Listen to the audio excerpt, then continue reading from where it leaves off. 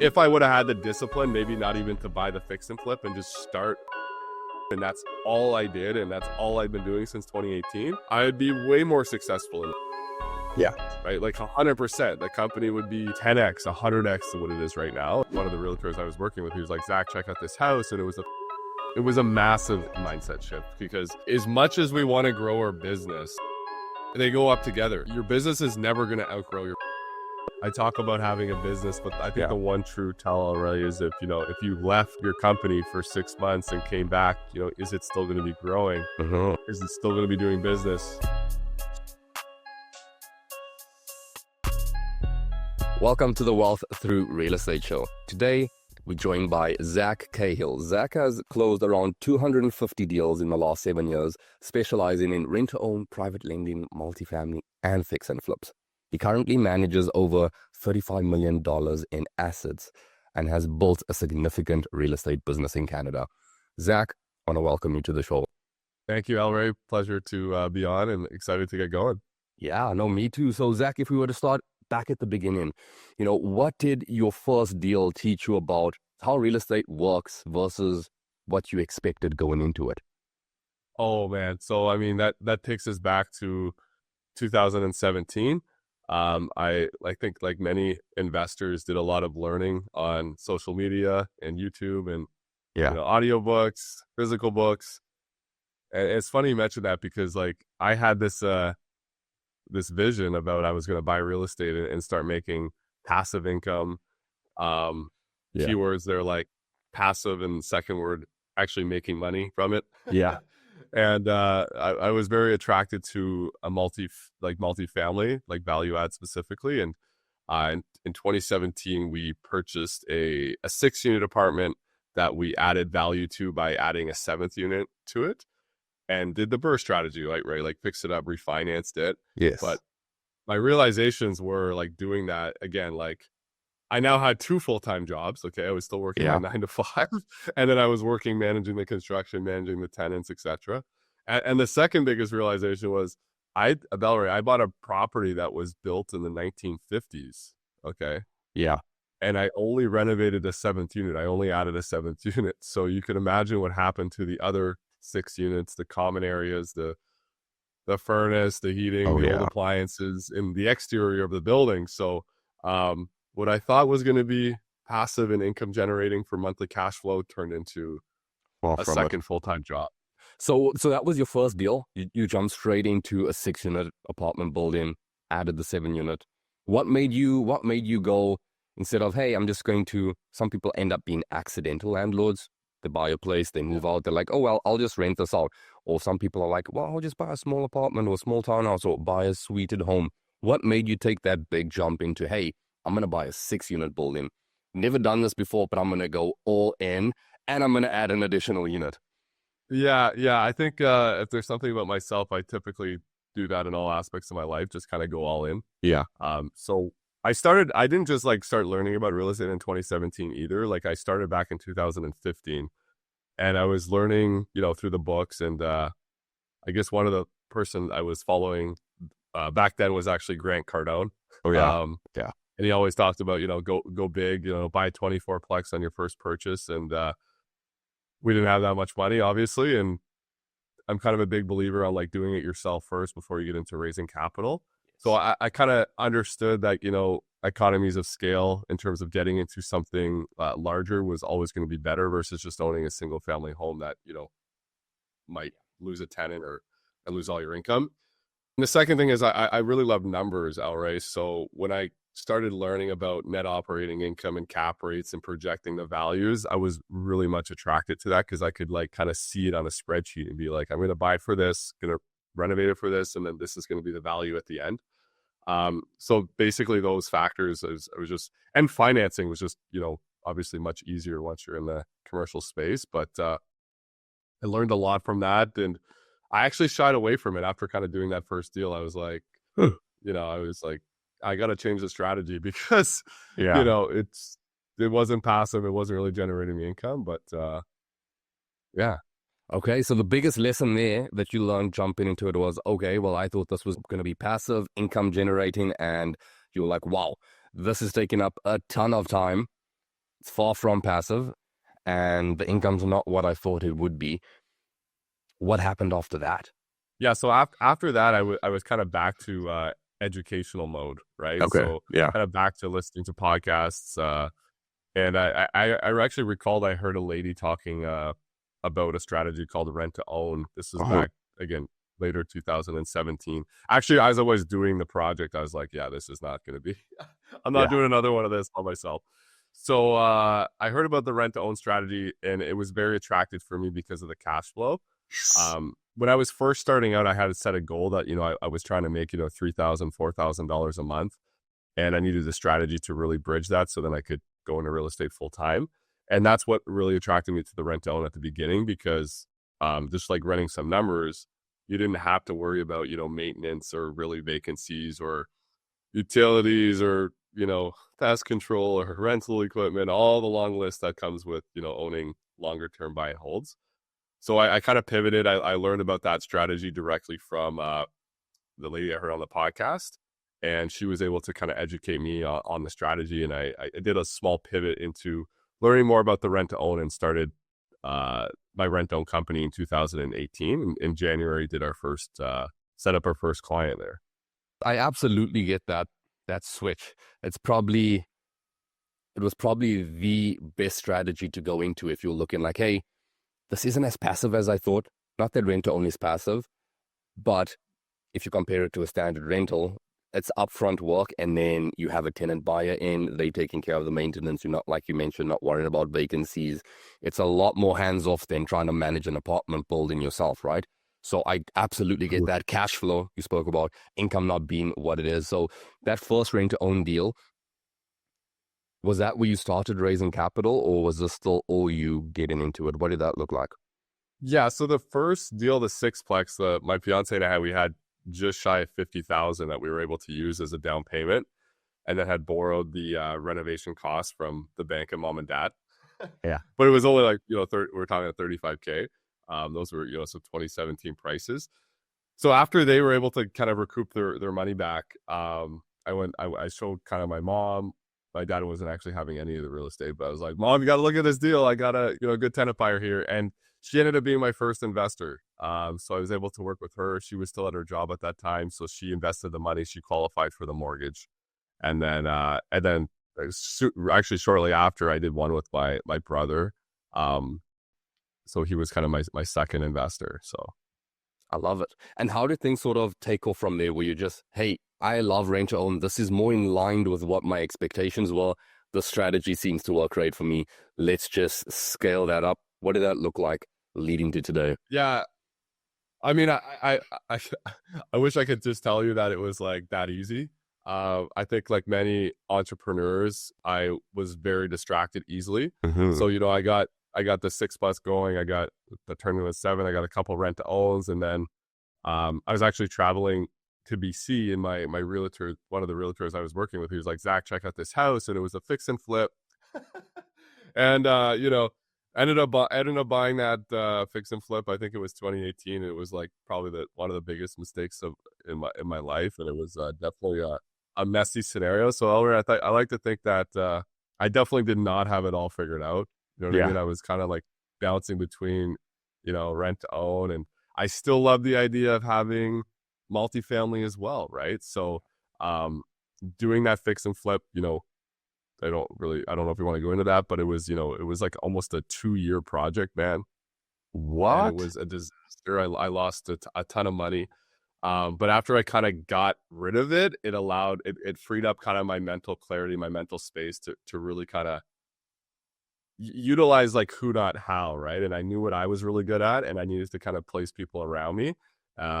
And as I kind of got that figured out, it allowed me really to dial in like the rent to own company specifically.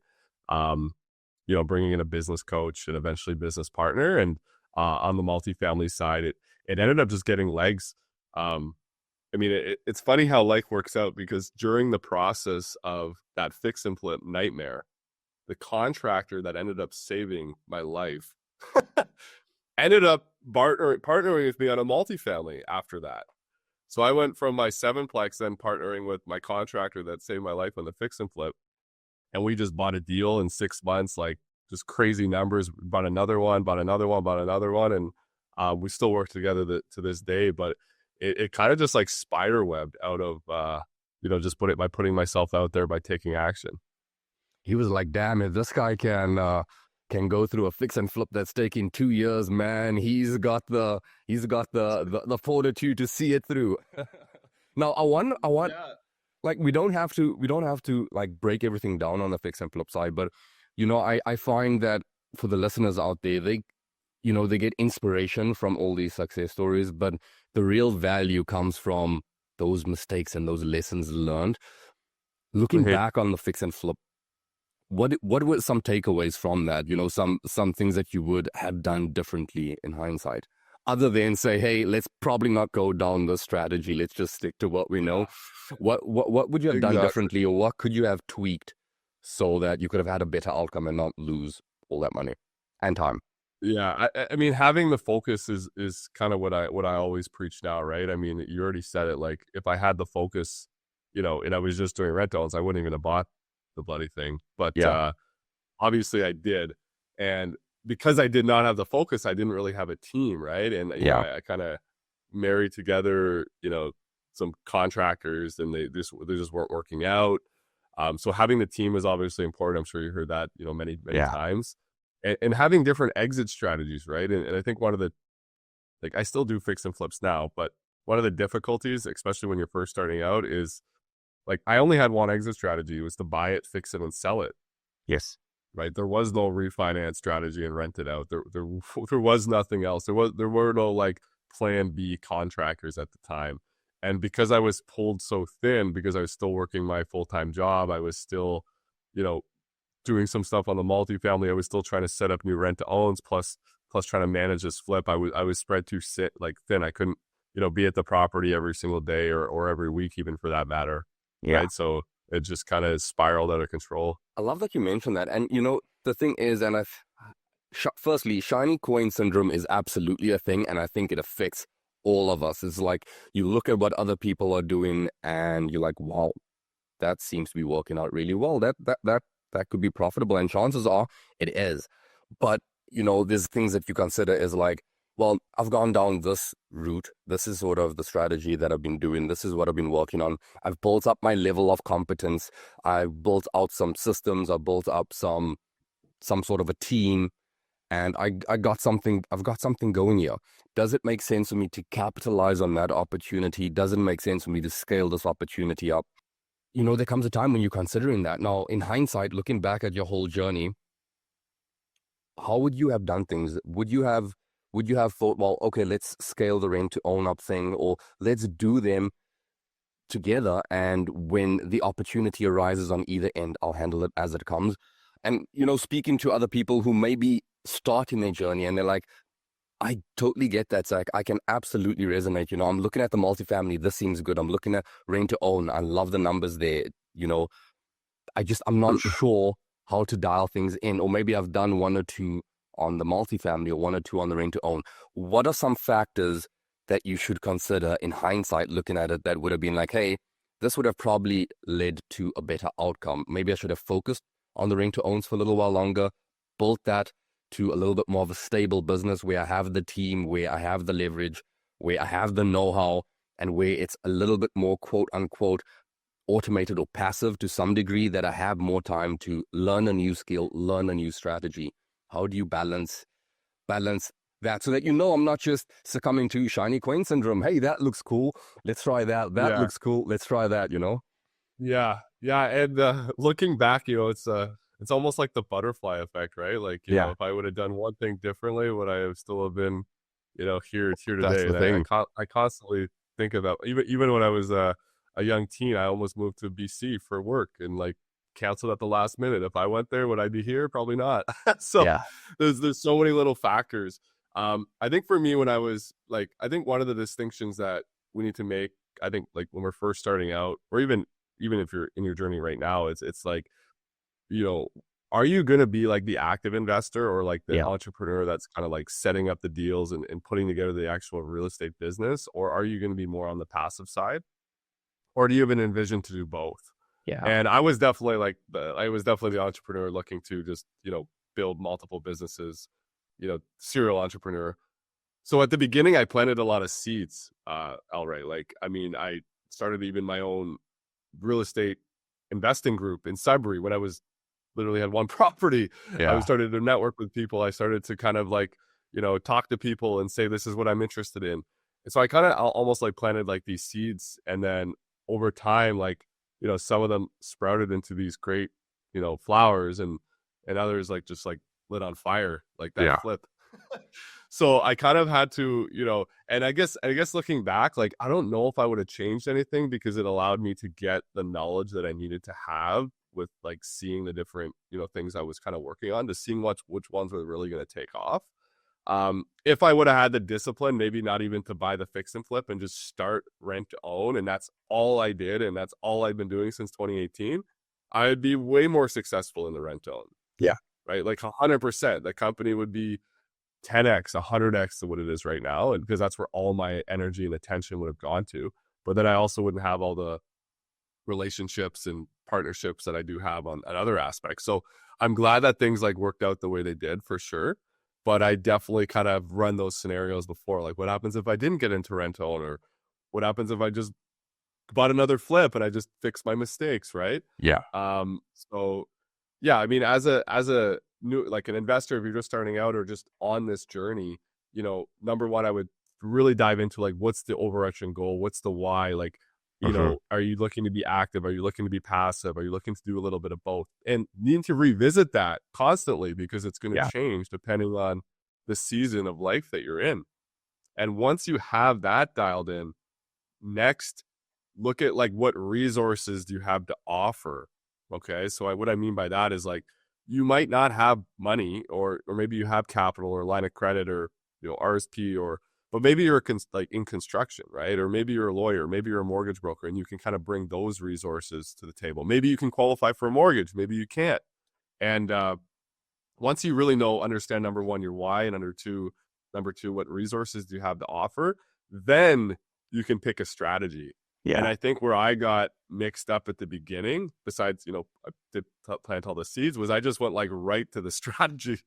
I was just like right into the strategy, and, it ended up being kind of the wrong one, and I had to take multiple pivots.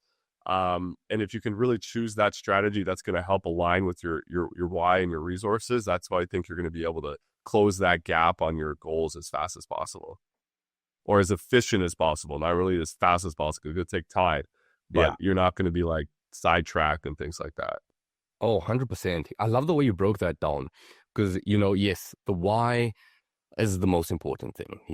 Without the why, it kind of, you just don't have the stick to itness. You need to know why you're doing this, so when things get hard. But, I think it's also coupling that with a little bit more of a long-term vision, and what are you trying to build, and what does that look like? If you're trying to build the business in doing this specific strategy, looking at people doing that, what does that day-to-day look like? What does it entail? And then looking to see, I love the fact that you mentioned resources. One of the first steps, other than your why is step number one, but what resources do I have? What skills do I have that I can bring to the table that give me a competitive edge above potentially other people that are doing this? I mean, there is an abundant amount of deals out there, but just having that competitive edge allows you to sort of scale and bring more value to what you do and to your investors that you're working with. So I love that. What skills do I have? Am I a contractor? What line of work am I in? What can I take from that I can add value to my business? What do I lack? Because then I need to add a power team as I start scaling up. I need to add people who can complement that. What resources do I lack? Because that's what I'm going to need. But I love one thing that you mentioned was creating a group early on. I think that and that's why I say you also have to be far-sighted and look at the long-term goal. That there has long-term benefits. There's no real immediate benefit, or the immediate benefits aren't as big as what that can be long-term. Building up a community where you not only have this supportive group for people who are doing what you're interested in, but long-term end up having a lot more impact, building up your network, because everyone knows in the real estate game, your network is really, really what defines how successful you can be. Doing this by yourself is not really that possible, but having like-minded Mm-hmm. people who are doing what you're doing really propels you forward. So I love that. There was a few things that you mentioned there that are just like, yes, yes, that's fantastic. Great advice. So if you were to, and firstly, I'm I'm a big believer of like not going back and changing things, because you're right. Things could have gone better, things could have gone worse, but I do try and look to see like, okay, doing this, what impact did that have, and help that sort of guide my future decisions. Like, was that a smart play? Should I do that again, or should I avoid doing that again, so that you're not sort of quote unquote making the same mistakes again. But yeah, I was curious to see for people coming up to you saying, Zach, man, you have achieved quite a tremendous feat. Like over the last 7 years, like a lot of people start this and maybe they'll get 1 or 2 properties and that's about it. 1 or 2 properties every year. What you've managed to accomplish is pretty impressive.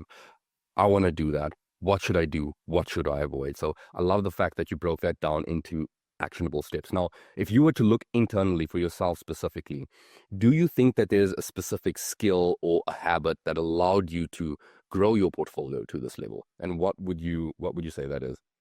One skill, just If you one, had to or just narrow what? Like, down, you could throw a yeah, few yeah, out there. narrow it down. Oh man, I think. I mean, at the beginning, it was all about staying curious. I would say, and just like asking questions. Um, because I mean, I grew up, I didn't know anything about real estate, anything about business, so I kind of just came to me through asking questions, staying curious, and just keep learning, and really like taking feedback from others, like coachability. I might even be narrowing it down to coachability, honestly, Oh, yes. because even now, like like yes, it's, I know you mentioned that, and I appreciate it, Alray, for the compliment. But like, I'm definitely nowhere close to my true potential. And then I mean, I even sent a voice note to one of my business partners this morning, and I was like, give me some criticism on the last Yeah. few months, right? And I think being open to criticism, and having like the mentors around you, whether it's like, I mean, I've done a lot of paid coaching as well, but Yeah. sometimes the real key members are just, they don't might even know that you're their mentor, right? So it's just kind of asking those key people and getting their feedback and being open to it. And one of the quotes that I love, and I don't even know where I heard this, but it's, if you're not embarrassed of the person that you were 12 months ago, you're not You're growing not fast growing. enough. Love that. Yeah. Yeah. So I mean, like, I'm constantly feeling embarrassed every year. My birthday was last week, so I was like just doing a reflection there. But I think I probably narrow it down to coachability and just staying curious. Oh man, that is a big one. It is a big one because, and you're right, it's not always from paid coaching. Like, don't get me wrong, paid coaching can absolutely fast track your journey, but being coachable, because having mentors or people who are ahead of you, who can advise you, they can actually just help you set your compass right. Because you could work hard, but you could be headed in the complete wrong direction. There's so many things we could be working on. Working on the right things is what makes the biggest impact. And you Mm-hmm. don't always have the ability to see your weaknesses and see what you're not doing, what you should be doing. So having someone who's done it, having someone on the outside who has the competence and has the skill set, can absolutely look to see what you could improve on. So I love that. I love that. And I love that quote, man. That's what I'm going to remember, because it's true. It really And is true. and if you have like a few people around you, like, and I mean, I'm talking like maybe they're people that you physically talk to, or maybe it's just like someone that you follow on social media. I find you can, because really, I'm a believer of like the best coach for yourself is actually going to be yourself. Like, because you're the only one that's like in your body that has the same experiences. So, you almost need to kind of, I'm not saying I have an out of body experience here by no means, but that's like the mentality that I'm visioning. Like, what would this person do if they were in my shoes right now? What Yes. would this person level of success? What are the next decisions that they would do?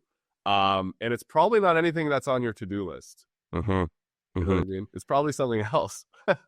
Yeah, yeah. I think it was, who was it that I heard this from recently? I think it was Alex Hormozy who said, like, if only you took the advice that you give other people, you'd be way further ahead. And it's true, because sometimes we're blind to those things, or we know what we should be doing, but we kind of blind to it. But I there's absolute value. I think one of the most valuable things that you find along the way is not necessarily all the deals that you've acquired or the experience you've gained. I mean, that's very important.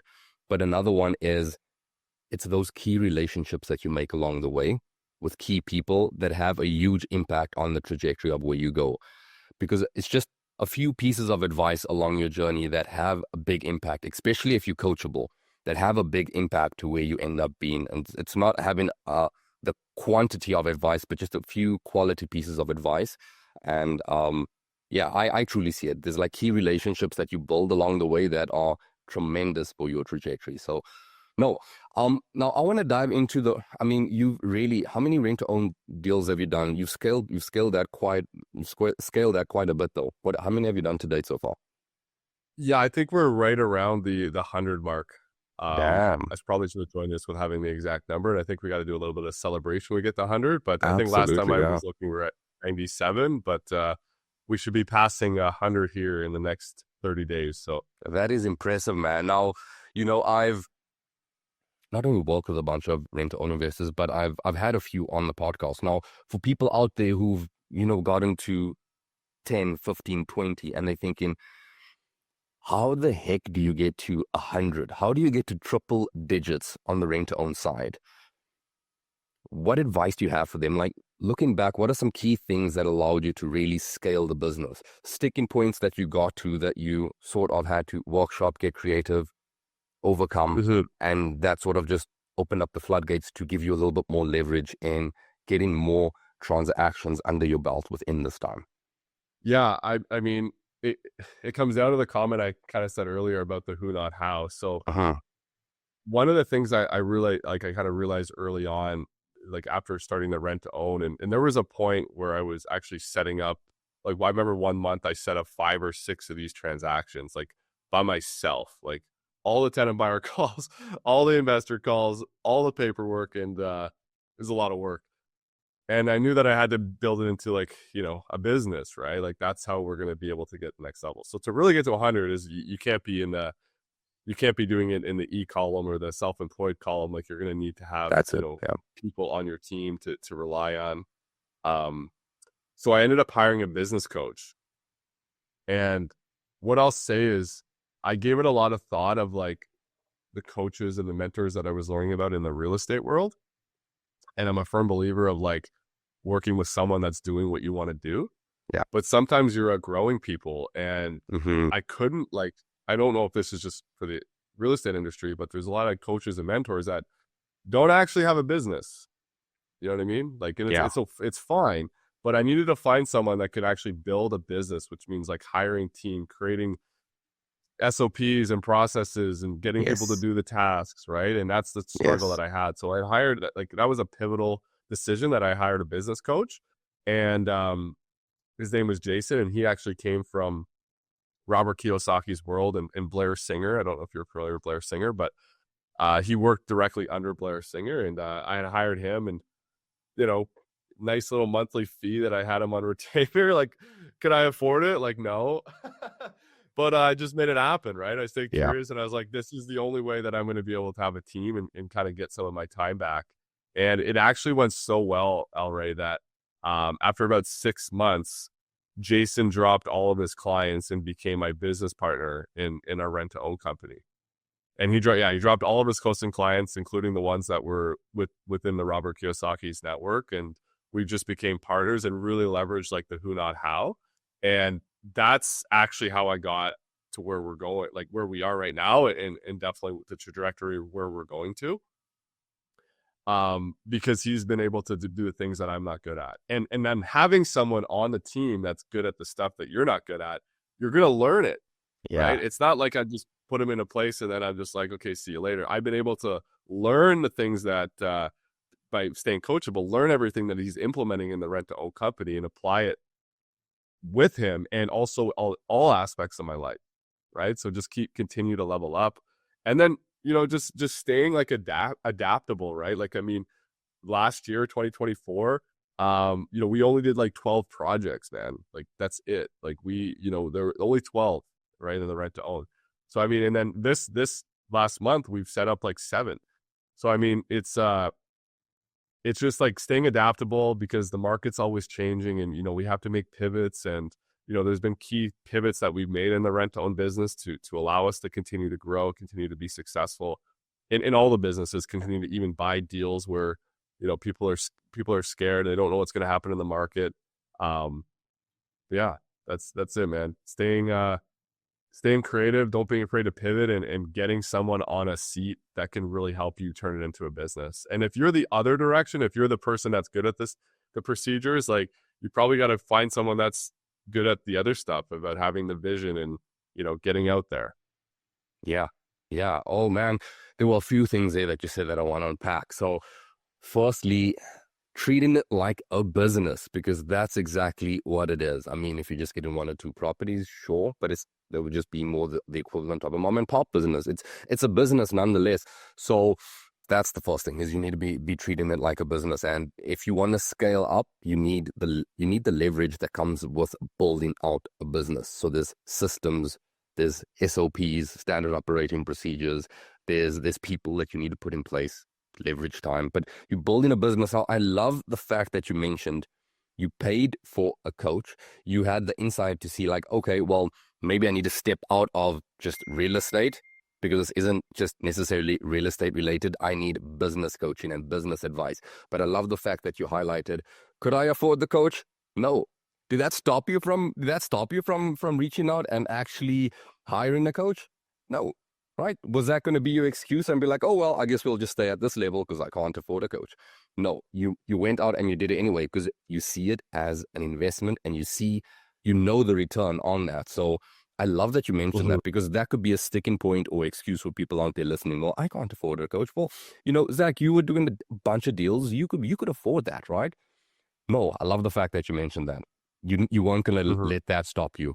For sure. And I still don't have it all figured out, to like disclaimer here. Like, I mean, I talk about having a business, but I think Yeah. the one true tell all really is, if you left your company for 6 months and came back, is it still going to be growing? Uh-huh. Is it still going to be doing business? For my answer, it's no, man. It's still Yeah. not. I'm still working on putting the people in the right seats, to continue to grow. But I'm still heavily involved in it in terms of, like, raising the capital and talking to investors and that sort of thing. So it's a work in progress. Like, it's just progress is the word that you want to see. 100%, 100%. That's honestly, that's how it is from the beginning until you get to that level. And again, I'm going to reference Alex Mosey. I'm a big fan of his. I'm going to reference what he says is, like, when you get started, you're wearing a bunch of hats, right? You're wearing a bunch of hats. You're doing a bunch of different things. And as you start to grow, you're able to take a hat off, put it on someone else, take another hat off, put it on someone else, until you get to the point that you can actually be running a business at a more passive level, or focusing on one or two key things that are your highest skills, highest leverage use on your time, you know. But outside of that, though, I think for most people out there, that's the case. That test, most people would fail, right? Like, 100%. I'm going to leave and my business is just going to grow. Most people aren't at that level. So, but, but that being said, man, no, a lot of great insights there. You mentioned there were a few pivots that you still have to make, that you had to make along the way. Are there any that stand out that are worth mentioning for people out there that could sort of highlight and be like, oh, maybe I'm at that point? Maybe that's, and I mean, you don't have to divulge Yeah. all the secret sauce, but there could be a few key things where you're like, okay, that pivot really changed things for us. That was maybe something that would have been great to have done sooner, or just, know about it. But that was a key thing that sort of unlocked more growth for us. Anything that stands out there? Yeah, maybe I would say, I've probably three things. I mean, the one that I already talked to you about is the pivot of treating it like a business, Yeah. and getting everybody in the right seats, and hiring, like, staff, and working, like, training them. Um, I had another pivot, like, early on, because I was telling you that my goal was all about monthly cash flow. Yes. And after I achieved that for myself, it didn't take long. It was like, 3, 4 rent to own properties. And I had, like, didn't replace my 9 to 5, but I had enough that I would just figure it out, if you know Yeah. what I mean? Yeah. Just going all in. And then it was like, I needed to kind of set something bigger than that, right? My why can't just be, oh, I want 3,000 a month or 10,000 a month. So it shifted to really have, like, a why for the business. And that's called is a mission. So, like, having, like, a strong mission for the business that I can get the buy-in from all the team members was really crucial. And, just staying nimble and adaptable. Like, one of the I also invest. So I think it's important, like you want to invest in the things that, you're selling, right? In any industry, you want to be passionate about it because it doesn't even feel like I'm selling. I'm just showing people these types of opportunities. But one of the challenges came when, we saw the markets like literally going to the moon with these low interest rates. And I knew deep down that it's definitely not sustainable, right? Yeah.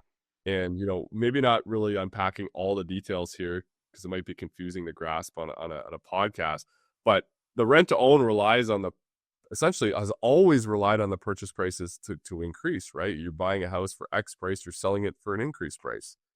And one of the questions that through all of my mentorship or talking to other companies was really never solved is like, okay, well, what happens if we get to the end of the rent to own term and the price is worth less? Yeah. Then what happens? And for me, I couldn't like consciously be like pushing that when I didn't have the answer to that question, right? And there is a way to solve it. Okay. And bottom line, like, what we had to figure out with our team and our lawyers and our tenant buyers and our investors is a way to, like, if there's one thing I understand in real estate, it's like maybe that price isn't going to be worth that in 3 years. Okay. Maybe there's a downturn in the market.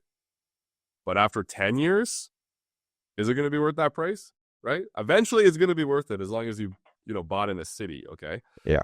Just like, so we had to figure out a way to do these types of extensions without increasing the buyback price for the tenant buyer.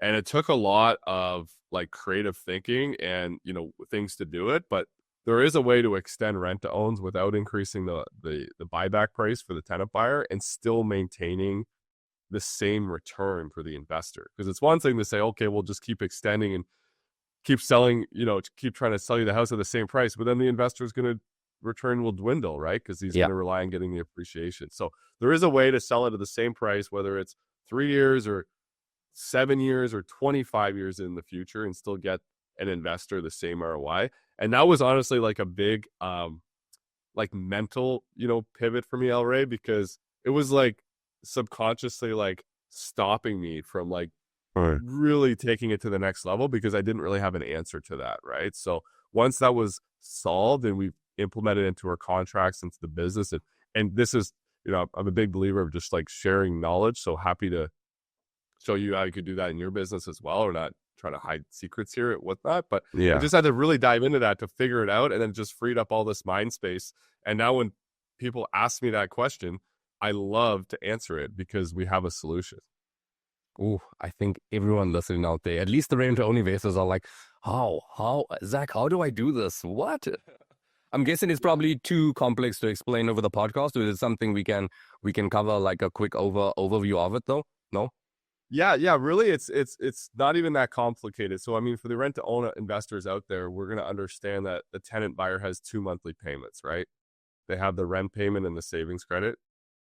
Okay.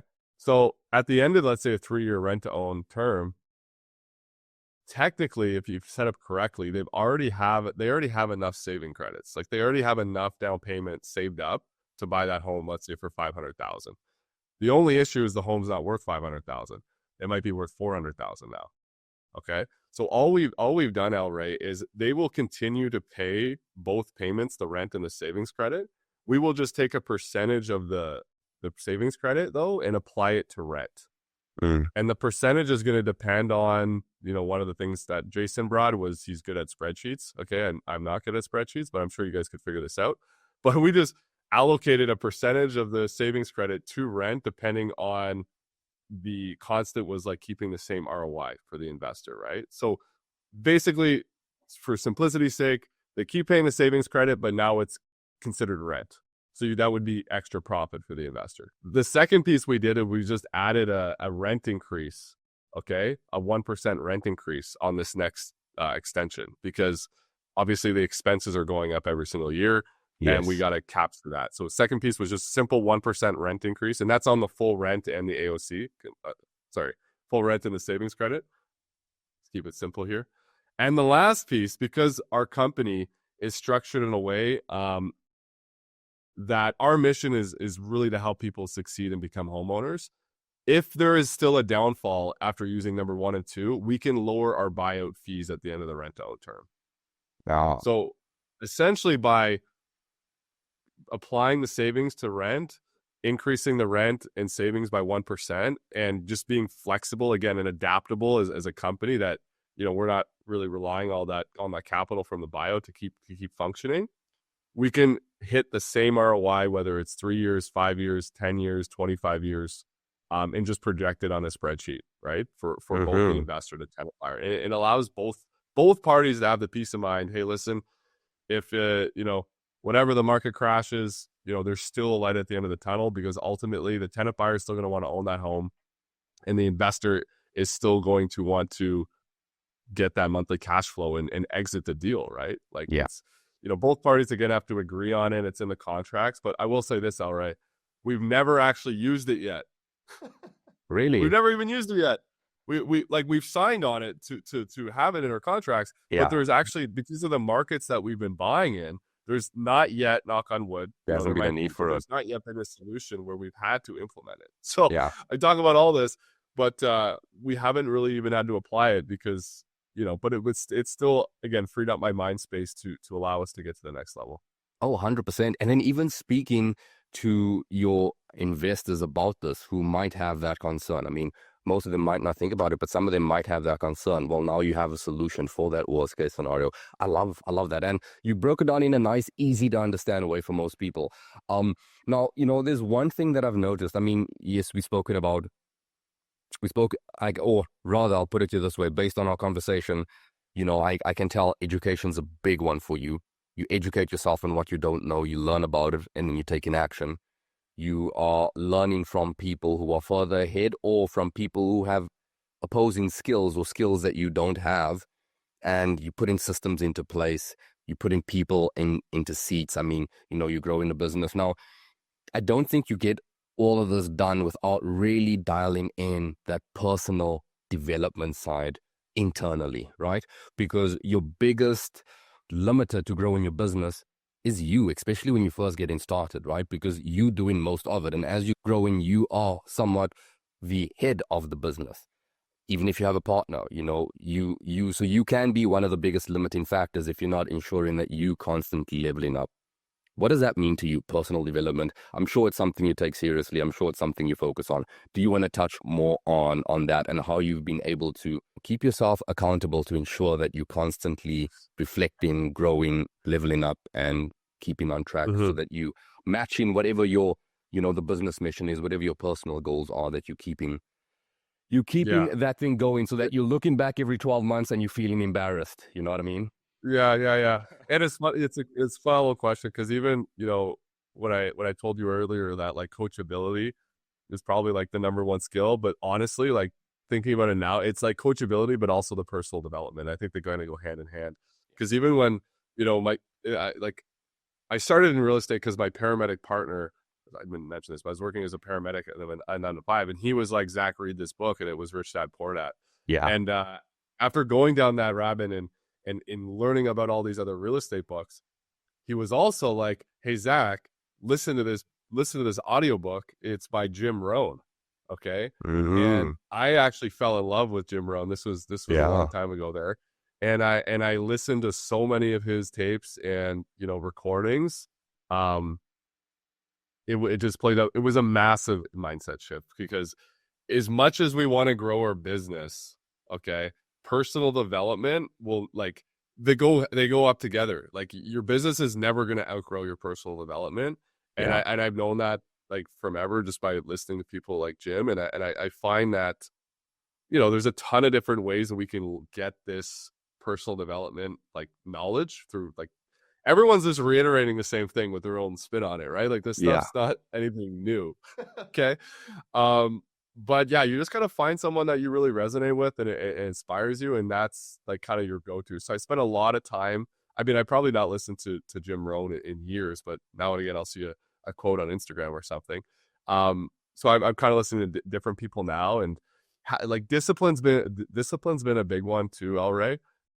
Just reading this a book now called Extreme Ownership, and Mm. that's been a really eye-opening book, just having, extreme ownership on everything that goes on in your life. It's it sounds kind of depressing maybe, but like it is all your fault. Like, don't Yeah. don't pass blame on anyone else, and having discipline. Like I've actually been like doing little challenges with myself, which sounds kind of silly, but like, you know, for instance, like back last year in September, okay, I was like, I'm not going to drink alcohol anymore.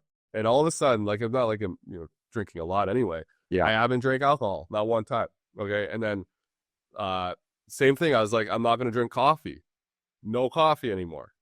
Right. And then 2 weeks ago, like when I was getting close to my birthday, I was like, I'm not going to eat out anymore. Like no fast food, done, Damn. out of the diet. And it's not necessarily like I'm like, this is really the first time I've ever shared this. It's not like I'm trying to do this for other people. I'm doing this for 100%. myself to just Yeah. have the discipline, just be like, I can do this, I can do that, I can do this, and just make the decision and go for it. Because that's a massive skill to Yeah. have, because there's a lot of there's a lot of temptations out there and things pulling you, and discipline is like universal to every aspect of your life. And it's kind of fun, man. Like just just yeah, I keep going on. Like today I got a water machine arrived at my house, not going into details, like, done.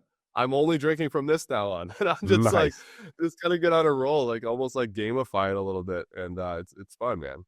Oh no, you have to. And I have something similar that I'm doing on my end. But I have a question for you is are those like absolutes, or is it like an end date, or is it like from now on that's just it going forward forever and ever done? We'll revisit. Like I actually listened to a podcast by Andrew Huberman on Yeah. alcohol. Yeah. And then I heard someone else that was like, "Oh, I haven't drank in 1,000 days," and I thought that was pretty cool, just to be like, "I Yeah. haven't drank in 1,000 days," so that's what I just set the goal. But yeah, I mean, it's I don't think they're absolutes. I don't think anything's really absolute. But Yeah. every time you say yes to something, or you're saying no to something else, every time you're saying It's true. no to something, you're saying yes to something else. So I feel like I'll just just kind of go with the flow has been a little bit of my motto. And staying disciplined. But a glass of red wine at dinner is sometimes nice at a fancy restaurant. So I'll probably bring it back eventually there. But Yeah. yeah, just trying to practice like disciplines to just really get to the next level. 100%. Yeah. So, like I said, I do something similar, and myself, I actually got my wife to join in on this, because I said to her, "Look, we've worked out all the time, but you will walk out a little bit, and then you'll miss a day, and then maybe you'll miss a week, maybe you'll miss a few weeks. So the goal's not that we haven't worked out. The goal is that we haven't had consistency over a long period." So I'm like, what I found in the past is if you don't break the chain, it becomes a lot easier. So my goal was, and I know it's so cliche for everyone when you start the beginning of the year, we have New Year's resolutions. But my goal was, hey, from Yeah. January 1st, I'm going to do a 100-day challenge. And I like the idea of 1,000. So once I hit 100, I was going to push it to 1,000. I was like, every day I'm going to either work out or we'll do yoga. We switch between the two. And the reason why I do yoga is I started to notice as I'm getting older is like, I don't have flexibility. You have aches and pains. And I'm like, I want longevity. And in order to have longevity, you need to prime your body. So between working out and yoga, so that I'm not overtraining either, getting my 10,000 steps in every day, and then every single night is reading, no matter what, right? I And love it. that's been the goal. We on, I think, day probably 88. Day 78 now, if I'm not mistaken. It's been going amazing, and I love it. And I just want to keep going and keep adding to it, I mean, there's other stuff I do, like, hot and cold showers and stuff like that. But that was just it. I said, look, and there's been testing times. We got back from Mexico like 12:30 in the morning, and I'm like, there's no way I'm missing a day and starting from zero again, because you break that chain, you start on day one, and I'm like, I'm not going to do that. So 1:30 in the morning, we are in the basement working out, and it really, I'm like, you know what, if you could do this, then do you ever have an excuse of, I don't have time to do it? No, you can make time, right? So I was just like, it's just one of those things mentally where it's like, it can be done. It's just excuses, or your body just telling you, no, we don't need to do it, or no, let's get some rest, or whatever. It's been able to just conquer that voice at the back of your head that gives you a valid excuse not to do what you don't want to do. I love it. And sometimes you got to start with the smaller disciplines and then build on them, right? And like you Yes. said, the other key word there is being consistent. So on my discipline list, it's also there. I think there is hot yoga there too. So I'll let you know when I start that up. Let me know, man. Let me know. But that's it. Yeah. It's starting out with things that are sustainable, and then you sort of work that muscle, that mental muscle of like, I can do this, and you just keep adding to it. Um, and yeah. So no, that's been Mhm. going great though. I haven't broken the chain there. Let me know how the hot yoga goes. But Zach, I want to go to, and I want to see your I want to see your answer on this. I'm curious. I want to go to one of my favorite segments of the show. I call it time capsule. Now we kind of touched on this a little.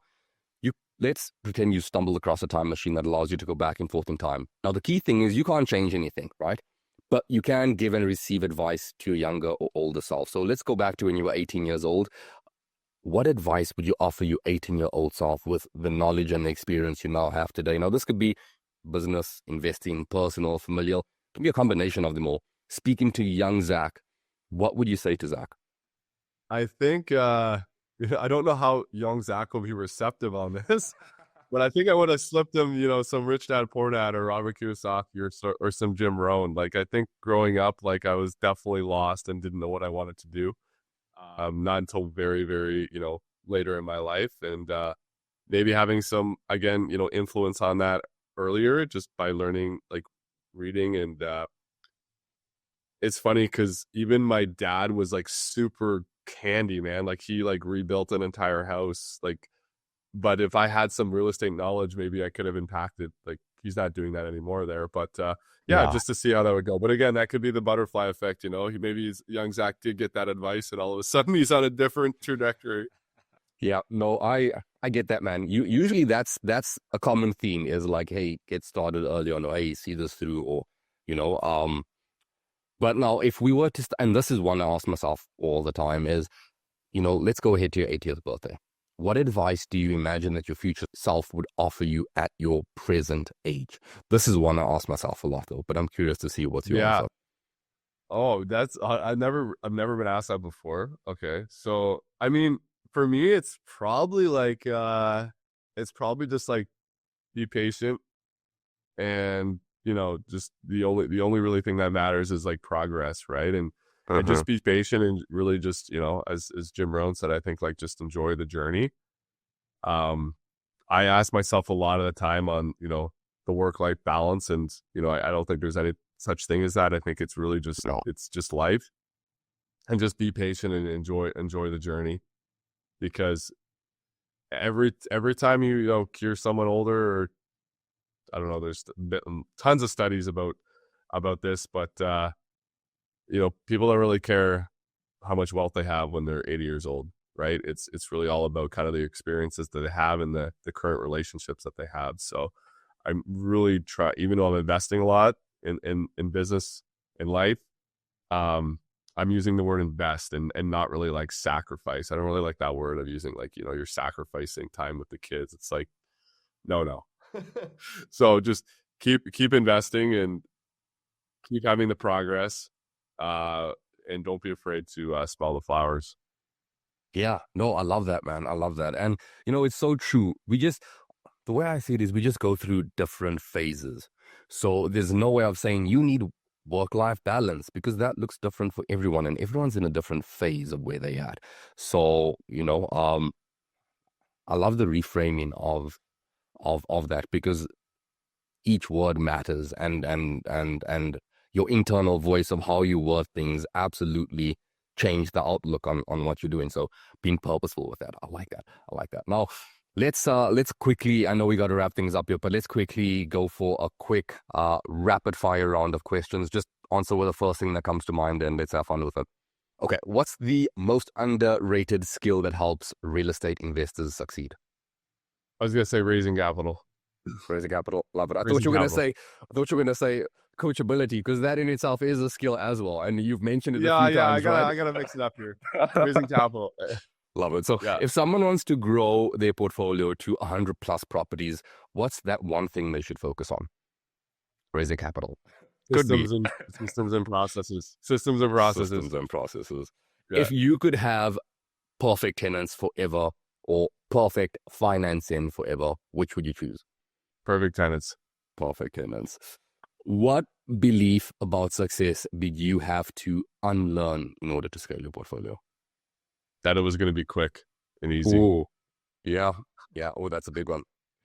No, that was amazing. Thank you, Zach. Zach, honestly, I want to thank you for joining us today and sharing all those invaluable insights. Now, for people listening out there, the fun doesn't have to stop here. I'm going to leave all Zach's info in the show notes below. Like we spoke about, Zach has a community. He shares a ton of valuable content and insights. But Zach, for those people out there who are potentially driving on the road, where's the best place for listeners to find you? Yeah, so for the social media, you can follow me on Instagram at zach.cahill, REI. And yeah, if you're on Facebook, I'm sure you can look me up at Zach Cahill. And yeah, I appreciate you having me on the show, Al Ray. To our listeners out there, if you're looking for more valuable insights, be sure to subscribe. Share this with someone who can benefit. And as always, keep investing smartly. Thank you for tuning in to the Wealth Through Real Estate Show. If you want to learn how to take advantage of a booming market, grow your real estate portfolio, and add nitrous to that by combining it with crypto investing, then you absolutely need to check my episode with Alan Dolan. This is your host, Al Ray Noble, signing off.